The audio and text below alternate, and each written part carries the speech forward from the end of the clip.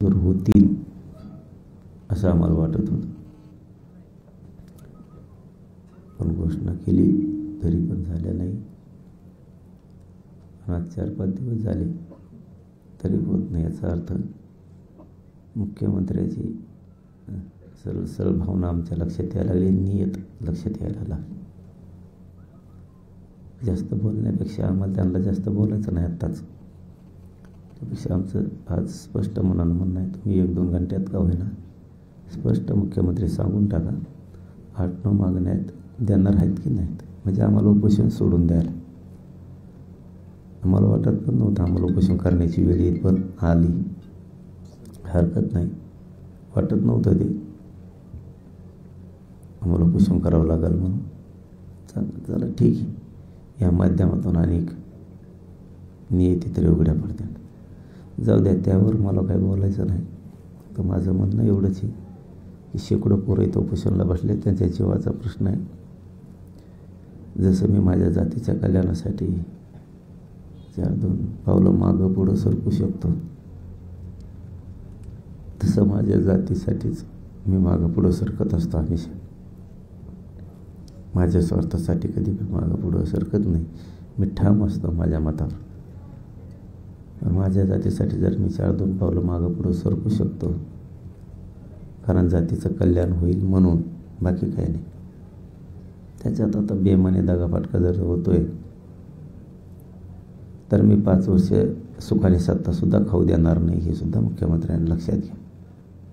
मला ना खरं सांगतो जास्त बोलायचं नाही आहे. मला एवढंच मुख्यमंत्र्यांना आज विचारायचं आहे, फडणवीस साहेब 2 शब्द सांगून टाका जिकडे तिकडे, तुम्ही आमच्या 8-9 मागण्यात त्याची अंमलबजावणी करणार आहेत की नाही. एक तर नाही म्हणून सांगा किंवा हा म्हणून सांगा. म्हणजे आम्हाला आमचं उपोषण सोडायला, आम्हाला कोणाला जीव जाळायला नको. कारण कोणाचे 60 BP झालेत, कोणाचे 55 झालेत, कोणाचे 70 झालेत.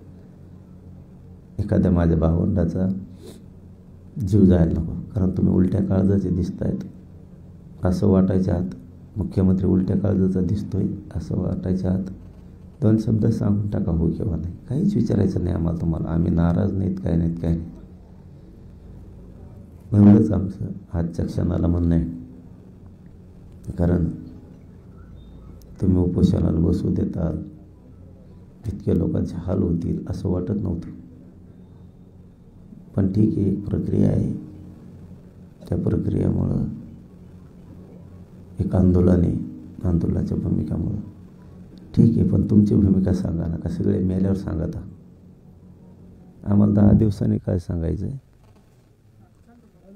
आणि आज काय सांगायचं आहे.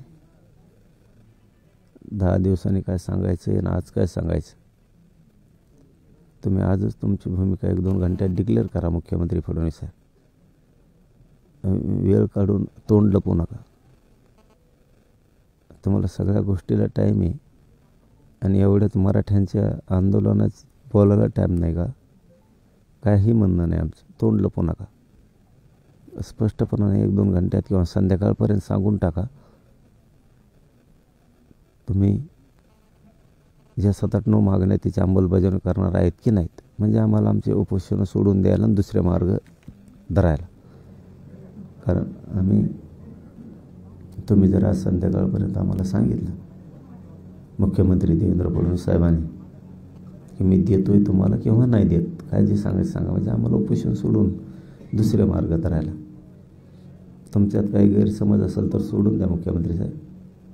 5 वर्ष सुखानं साधतात, तुम्हाला खाऊ देणार नाही. तुम्ही जर माया मराठ्याला सुखाने खाऊ दिलं नाही तर एवढा शब्द सांगतो आणि तुमची संध्याकाळपर्यंत वाट बघतो. तुम्ही आमच्या 8-9 मागण्याबद्दल हा किंवा नाही अंमलबजावणी करणार आहेत का नाहीत, एवढंच पटदिशी सांगावं. म्हणजे आमचे जीव वाचतील लोकांचे. आम्ही आमच्या दुसऱ्या मार्गाने आंदोलन करतो. मग तिथून पुढं तुम्हाला वेगळ्या भाषेत सांगतो काय सांगायचं आहे, काय करायचं आहे, काय नाही. आम्ही काय करू शकतो, मराठी काय नाही करू शकत.